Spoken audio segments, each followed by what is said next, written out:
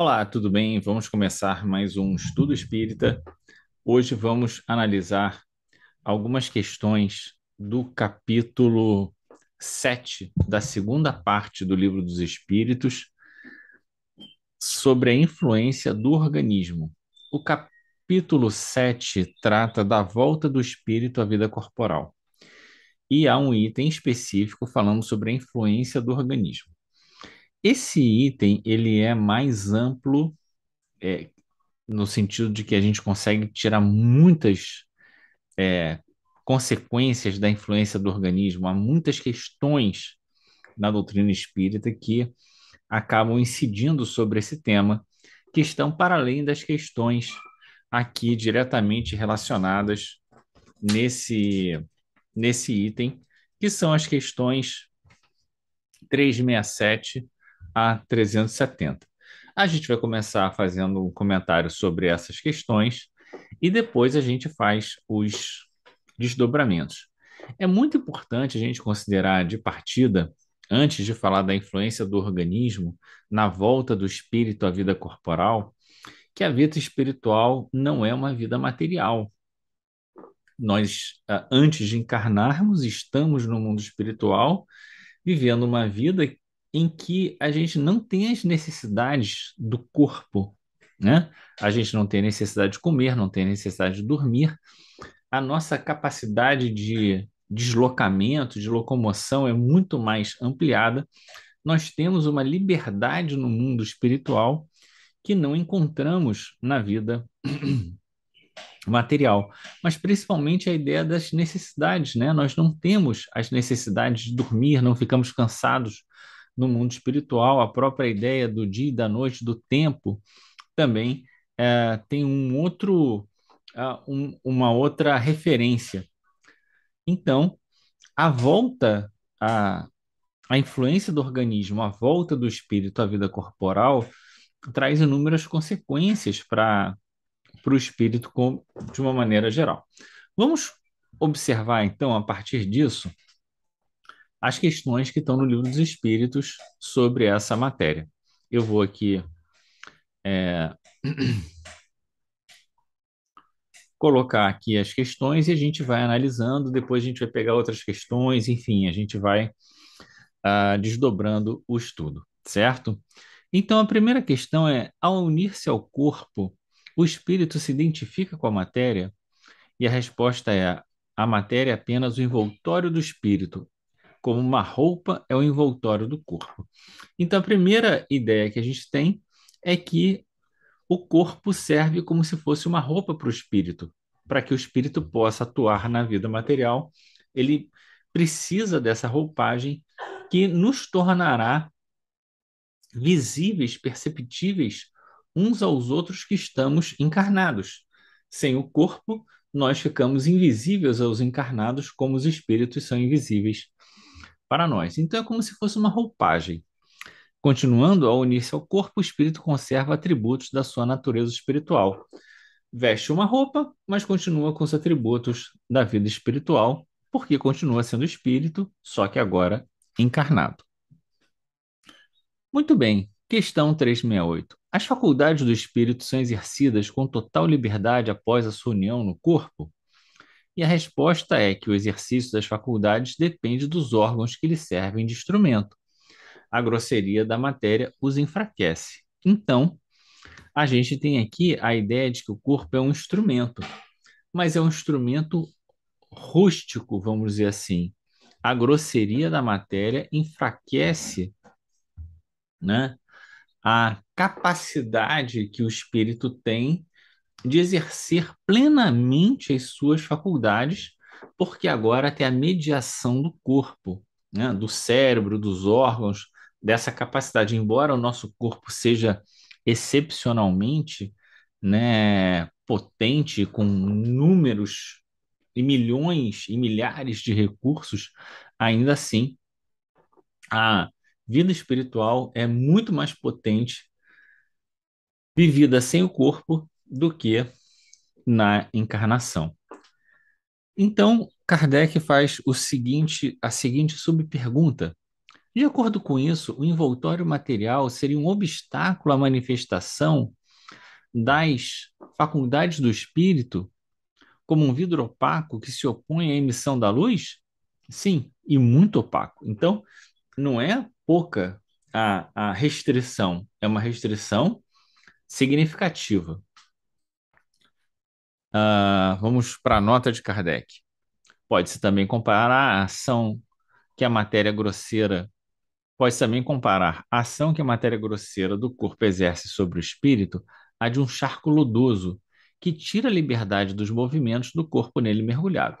Então a gente já viu a ideia da roupa, a gente já viu a ideia do instrumento grosseiro, e agora a gente está vendo que, além disso, é como se fosse a perda dos movimentos, como se a gente tivesse numa roupa que constrangesse a nossa capacidade de ação, né?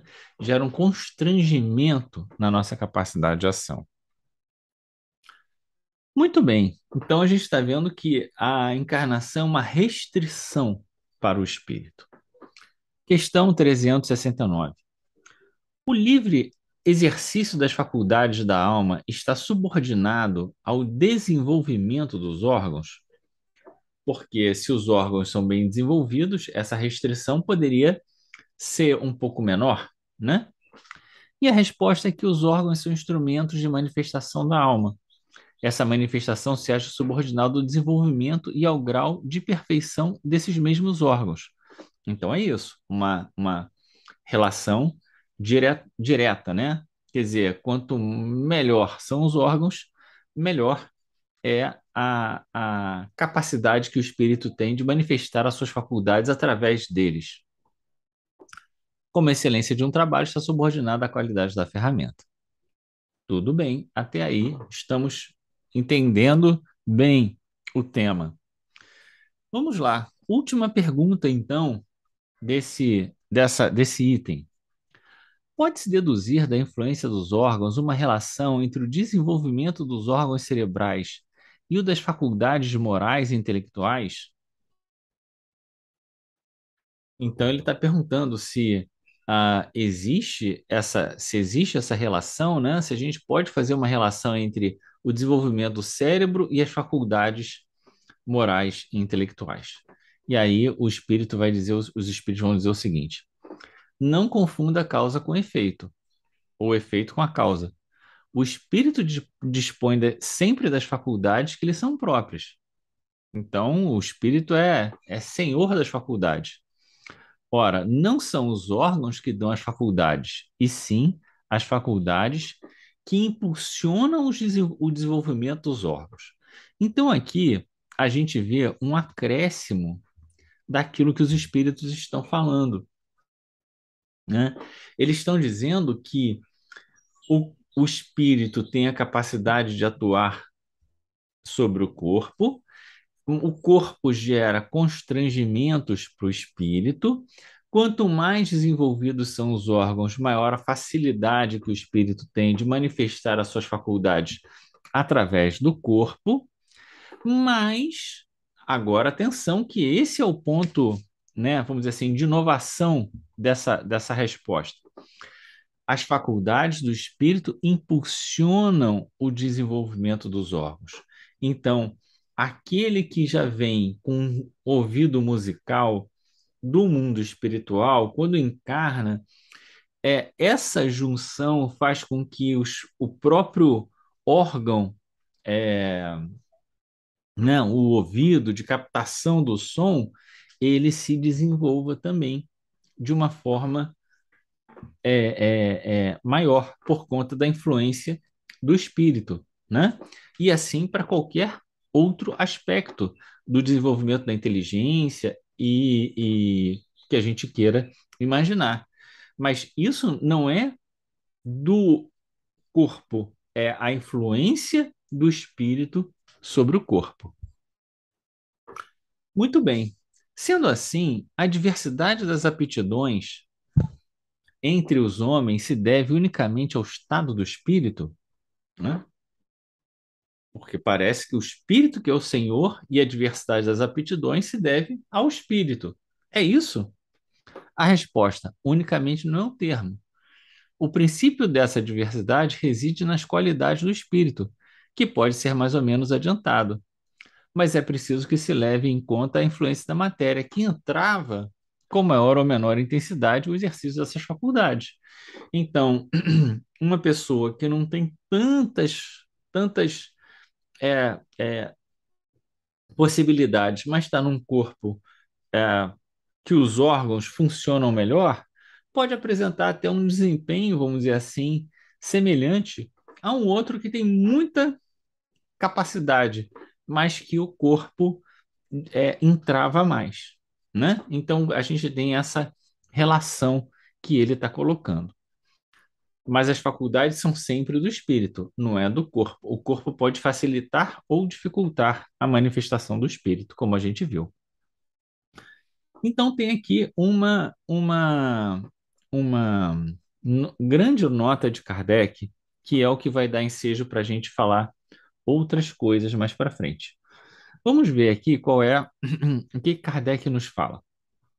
Ao encarnar, o espírito traz certas predisposições, faculdades, atributos do espírito, admitindo-se que para cada uma delas há um órgão correspondente no cérebro, o desenvolvimento desses órgãos será efeito e não causa, como já entendemos.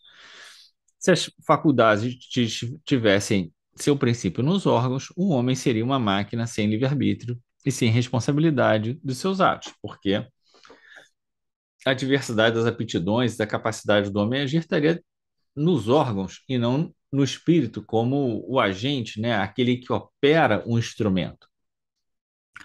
Ora, preciso admitir que os maiores gênios, os sábios, os poetas, os artistas, só são gênios porque o acaso lhe deu órgãos especiais. Conseguintemente, sem esses órgãos, não teriam sido gênios e o último dos imbecis poderia ter sido um Newton, um Virgílio ou um Rafael, desde que se achasse provido de certos órgãos. Essa suposição se torna mais absurda ainda quando aplicada às qualidades morais. Assim, segundo esse sistema, um Vicente de Paulo, se a natureza o tivesse dotado de tal ou tal órgão, poderia ter sido um celerado, e o maior dos celerados só precisaria de certo órgão para ser um Vicente de Paulo. Admitir ao contrário, que os órgãos especiais, se é que existem, são consequentes e se desenvolvem pelo exercício da faculdade, como os músculos por efeito do movimento, e nada tereis de irracional. Tomemos uma comparação trivial. A força de ser verdadeira. Para alguns sinais fisionômicos, reconheceis um homem que se entrega à bebida. Serão esses sinais que fazem dele um bêbado, ou será a embriaguez que nele imprime esses sinais? Pode-se dizer que os órgãos recebem a marca das faculdades. Então, observe aqui, pegar só esse finalzinho aqui, que é o centro aqui da discussão, que o espírito não apenas contribui, né, com as suas qualidades, com as suas faculdades para o desenvolvimento dos órgãos, mas também deixa as suas marcas nos órgãos, seja para o bem, seja para o mal, né? Então é a ideia de que um Vicente de Paulo com ah, ah, órgãos maiores ou menores vai ser sempre Vicente de Paulo, mas por outro lado, as nossas viciações, os nossos hábitos, né, vão imprimindo no nosso corpo marcas de tal modo que nós conseguimos saber muito sobre a pessoa observando essas marcas. Ele dá aqui o sinal do ah, da bebida, né? Que deixa a fisionomia da pessoa marcada, e exatamente não são as marcas que fazem ele um bêbado, né? É, ele ser uma pessoa acostumada à bebida que, que imprime no seu corpo essas marcas. Isso a gente pode pensar também para a capacidade de pensar, a capacidade da inteligência, os hábitos todos que nós utilizamos, e isso traz também uma questão muito importante para nós, que é a questão relativa à, à nossa capacidade do cuidado do corpo, o quanto o cuidado do corpo, o quanto os hábitos importantes que a gente tem, morais, da, de ser paciente, de ser tranquilo, né? De procurar ter uma boa alimentação, dormir bem, o quanto isso vai marcando o nosso corpo e, é, e se tornando uma, um empecilho para nós ou facilitando ainda mais o desempenho das nossas atividades, né? Então, essa junção entre corpo e espírito, ela, ou melhor dizendo, entre espírito e corpo, ela vai trazer para a gente necessariamente uma responsabilidade sobre o nosso corpo, sobre como nós lidamos com a nossa vida, com essa bênção que é essa máquina poderosa que está aqui e que permite a nossa manifestação no mundo físico. É importante entender que a encarnação é uma necessidade do espírito para desenvolvimento da sua inteligência e do seu senso moral, com vistas à sua espiritualização. E essa espiritualização passa necessariamente pelo enfraquecimento da influência da matéria, ou seja, do próprio organismo e das coisas materiais como um todo. Mas antes de passar para esse ponto, vamos observar aqui a questão 846 do Livro dos Espíritos, que é uma questão que vou botar aqui 846, vou deixar ele encontrar aqui, encontrou? Que vai nos remeter novamente à influência do organismo, certo? Essa questão 846 está no. Deixa eu só olhar aqui para ver em qual parte do Livro dos Espíritos ela está, para não falar uma coisa por outra. Eu sei mais ou menos onde é que ela está, mas só para ter certeza. Capítulo 10 da Lei de Liberdade, na parte específica sobre livre-arbítrio e fatalidade. Então, Kardec vai perguntar se o organismo não exerce alguma influência sobre os atos da vida. Caso haja essa influência, não será exercida com prejuízo do livre-arbítrio, porque aqui agora a gente está invertendo um pouco a lógica. Naquela primeira parte que a gente viu, das questões 367 seguintes, é o quanto o espírito pode ajudar a moldar, impressionar o quanto o corpo pode ser um cerceador das faculdades do espírito. Mas aqui o que Kardec está perguntando é se o organismo não não seria um limitador do livre-arbítrio. Por quê?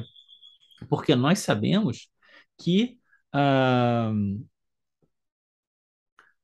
existe uma influência do organismo sobre o corpo. Se não fosse assim, a gente não teria, né, o controle de humor através de remédios, esse tipo de coisas, né? O que a gente viu até aqui é que as qualidades morais, as faculdades, né, intelectuais, morais, o sentimento, a capacidade de deliberação, de decisão, são do espírito, não são do corpo. Mas em determinadas circunstâncias, o corpo não acaba influenciando de tal modo que pode gerar um limite ao livre-arbítrio? Vamos ver o que os espíritos respondem aqui. Eles vão dizer o seguinte: o espírito é certamente influenciado pela matéria, que pode dificultar as suas manifestações. Já entendemos isso. Daí porque nos mundos em que os corpos são menos materiais do que na Terra, as faculdades se desenvolvem com mais liberdade, também corroborando aquilo que vimos nas perguntas anteriores. O instrumento, porém, não confere a faculdade. Ademais, é preciso se distinguir as faculdades morais das intelectuais. Se o homem tem o instinto de assassínio, uma questão puramente moral, de predisposição, como a gente viu, né? Daquelas características que a gente já traz da outra encarnação, seguramente é o próprio espírito que o possui e lhe transmite, e não seus órgãos. Aquele que aniquila o pensamento para ocupar-se apenas da matéria torna-se semelhante ao bruto, e ainda pior que esse, pois não pensa mais em se prevenir contra o mal. E é nisso que incorre em falta, visto que assim procede pela própria vontade. Então veja que aqui a gente tem um conteúdo que a gente já tinha, mas aqui tem um acréscimo de conteúdo muito importante para nós prestarmos atenção. Quando a gente vai encontrar aqui ah, aquele que aniquila o pensamento para ocupar-se unicamente da matéria, se assemelha ao bruto, e ainda pior que esse, pois não pensa mais em se prevenir contra o mal, e é nisso que incorre em falta, porque procede pela própria vontade. Então, a, a posse do corpo significa que a gente tem uma responsabilidade sobre ele, mas essa responsabilidade tem vista a vida futura, é utilizar o corpo, utilizar a bênção que nós temos para a produção do bem em torno de nós. E não para que a gente, como ele diz aqui, aniquile o pensamento, pare de pensar e se dedique inteiramente à matéria, inteiramente ao organismo, às nossas necessidades materiais, né? E aí, nós recorremos então à questão 633 do Livro dos Espíritos, que eu vou botar aqui agora para que a gente leia juntos essa questão. Essa questão é muito importante porque ela é, vai trazer, é, essa discussão que a gente está trazendo num outro patamar. Vamos ver qual é a pergunta. A regra do bem e do mal, que se poderia chamar de reciprocidade ou de solidariedade, não pode ser aplicada à conduta pessoal do homem para consigo mesmo. Achará ele, na lei natural, a regra dessa conduta e guia seguro? O que está perguntando aqui? Quando ele diz a regra do bem e do mal, que a gente poderia chamar de reciprocidade ou solidariedade, é um amor ao próximo como a si mesmo, certo? Uma regra relacional. Tirando essa regra relacional, essa regra moral, que é talvez, né, e seguramente a mais importante que nós temos, ela não serve para nós pensarmos nós conosco mesmos, né? Como é que a gente poderia encontrar na lei natural alguma coisa que nos orientasse para saber qual é o melhor modo de proceder para conosco mesmos? E a resposta é: quando comeis em excesso, isso vos faz mal. Pois bem, é Deus que vos dá a medida do que necessitais. Quando ultrapassais essa medida, sois punidos. Dá-se o mesmo em tudo. A lei natural traça para o homem o limite das necessidades. Quando ele ultrapassa, é punido pelo sofrimento. Se o homem sempre escusasse essa, essa voz que lhe diz basta, evitaria a maior parte dos males que acusa a natureza. Mas o que que isso tem a ver com aquilo que a gente estava falando do organismo e da matéria? Tudo a ver, não é? Porque o que a grande questão é que nós temos que estar atentos, nós temos que perceber qual é o limite das nossas necessidades, né? E, conscientes disso, atuar no mundo de forma a preservarmos os nossos órgãos, a nossa saúde, a nossa capacidade de agir no mundo, ao invés de prejudicando o nosso organismo, tirando a nossa capacidade de pensar, tirando a nossa capacidade de deliberar, ao contrário, potencializando tudo isso para que a gente atinja os melhores resultados. O que que a gente acabou de ver na pergunta anterior? quando os espíritos dizem aquele que aniquila o pensamento para ocupar-se apenas da matéria torna-se semelhante ao bruto. Então, quantas vezes nós deixamos de perceber, né, o limite das nossas necessidades, nos entregamos inteiramente às necessidades ou aos prazeres, às questões da vida material, esquecidos da vida espiritual, e aí acabamos comprometendo a nós, o nosso corpo, a nossa capacidade de agir, a nossa capacidade de pensar, de deliberar, fazemos coisas erradas, né? É, que na maior parte das vezes, no estado de lucidez, talvez a gente não desejaria fazer. É isso é, que a gente vai encontrar na questão 848 do Livro dos Espíritos, que é a questão que está logo. Opa, a gente não está aqui na questão 848. Vamos botar aqui 848.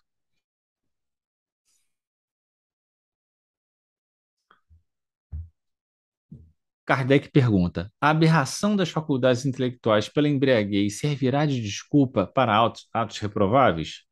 Ora, o que ele está dizendo é quando você perde completamente ou em parte a sua capacidade de pensar, de deliberar, porque você resolveu se embriagar, né?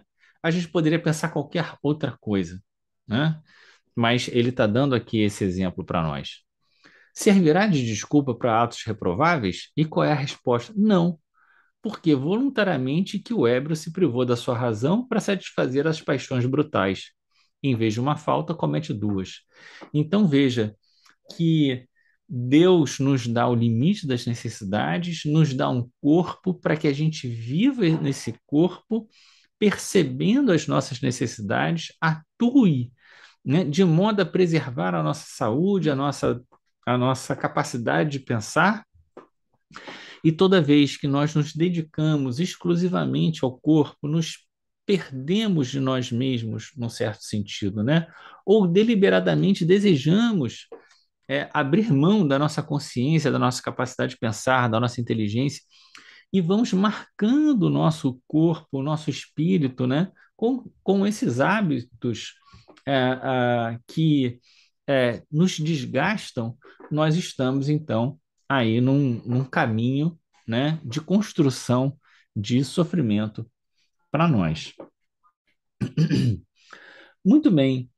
Ah, a gente tem uma nota de Kardec, a questão 872, que é importante a gente ler essa nota de Kardec.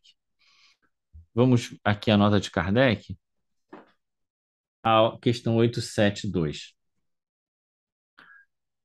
Desprendido do corpo, desprendido da matéria e no estado errante, o espírito procede à escolha das suas futuras existências corpóreas de acordo com o grau de perfeição a que tenha chegado. E é principalmente nisso, como já dissemos, que consiste o seu livre-arbítrio. Essa liberdade não é anulada pela encarnação. Já entendemos isso. O corpo gera constrangimentos, a gente está no mundo espiritual, escolhe as nossas provas. No corpo, a nossa liberdade de deliberar não é eliminada, ela é cerceada pela matéria, mas não termina, né? Então, como já dissemos, consiste o seu livre-arbítrio, o livre-arbítrio de escolher as provas. Essa liberdade não é anulada pela encarnação. Se cede à influência da matéria, é porque sucumbe nas provas que ele mesmo escolheu. Para ajudar a superá-los, pode invocar assistência dos bons espíritos. Então, a gente vê que o contato com a matéria, né, ceder à influência da matéria, é, não observar as nossas necessidades, viver a vida como se não houvesse vida espiritual, como se todos os prazeres fossem e todas as alegrias estivessem circunscritas à vida material e aquilo que o corpo, a sensibilidade que o corpo pode captar, né, é sucumbir às provas. E a gente vai pensar, então, olhando a questão 917, qual é a nossa grande dificuldade no mundo? Olha aqui, questão 917. A nossa grande dificuldade no mundo é sempre o egoísmo, não é? Mas o que o egoísmo tem a ver com isso? Vamos ler aqui. Qual o meio de destruir o egoísmo? De todas as imperfeições humanas, a mais difícil de extirpar é o egoísmo, porque resulta da influência da matéria, né? A influência da matéria que faz com que a gente não consiga perceber o mundo espiritual, que a gente perceba o mundo através apenas da sensibilidade orgânica, que a gente perceba, né, e tenha grande parte dos nossos prazeres, dessa sensibilidade relativa à matéria, né, e que na incerteza da vida espiritual, estando aqui na vida material, a gente busca, né, na matéria o socorro para para as nossas aflições. E é assim que a gente acaba se tornando egoísta de um lado, porque a gente quer amealhar cada vez mais para nós mesmos, né? Maximizamos os prazeres derivados da sensibilidade do corpo, né? E nos distanciamos da vida espiritual.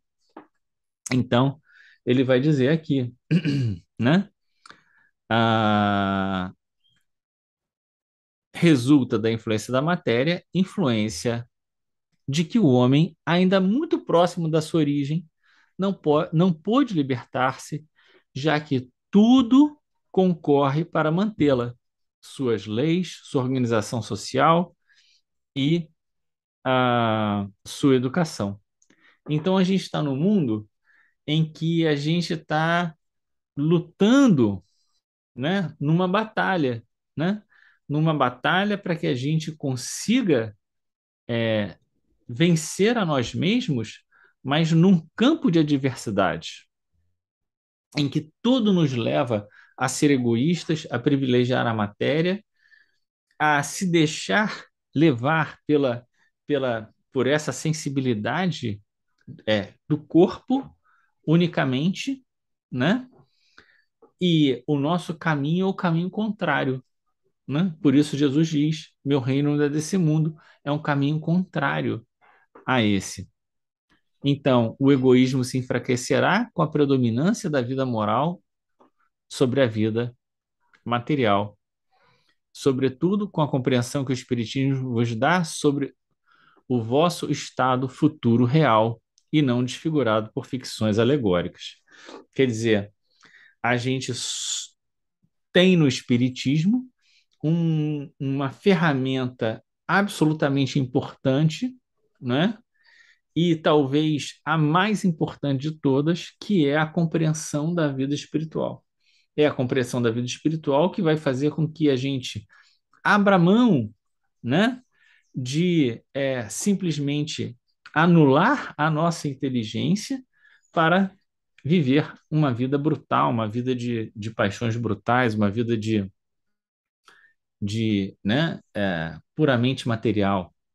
O exercício que o Espiritismo nos convoca é ao contrário da gente conseguir, né, ter uma vida reflexiva, pensar o que nós desejamos, observar as nossas predisposições, a gente buscar, né, disciplinar o nosso espírito de modo a maximizar os resultados que a gente possa ter aqui nessa vida, buscando fazer o bem, né? Abrindo mão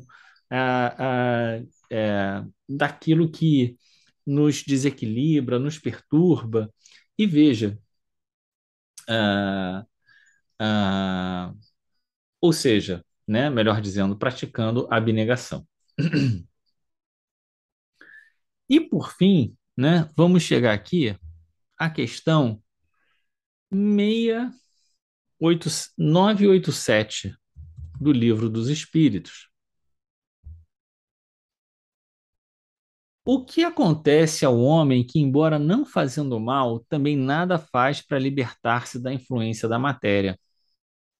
Olha só, desde que não deu nenhum passo rumo à perfeição, deve recomeçar sua existência de natureza idêntica que deixou. Fica estacionário, podendo assim prolongar os sofrimentos da expiação. Olha só que situação. Quer dizer, ah, aqui Kardec está perguntando, né, da necessidade de libertar-se da influência da matéria, né? É claro que a gente vive no mundo material e a gente não vai conseguir se libertar inteiramente da influência da matéria porque nós estamos na matéria, nós estamos no corpo, né? Mas desde que a gente não faça, não dê nenhum passo nesse sentido, a gente vai ter que recomeçar uma vida idêntica a essa. Porque o sentido da nossa espiritualização é, é, é conseguir, né, vencer a matéria, né, dando mais importância para as coisas do espírito do que das coisas da matéria, né? Então, o espírito inferior é aquele que está mais preocupado com as coisas materiais do que com as coisas espirituais. Um espírito bom, na escala espírita, é aquele que já consegue dar mais valor às coisas espirituais do que às coisas materiais. E um espírito perfeito é aquele que só se preocupa com as coisas espirituais, né? Já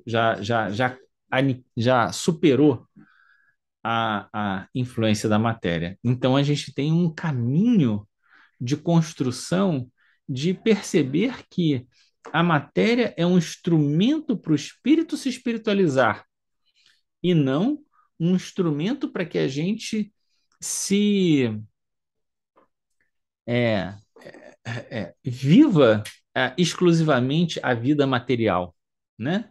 Esse é o ponto importante da gente considerar.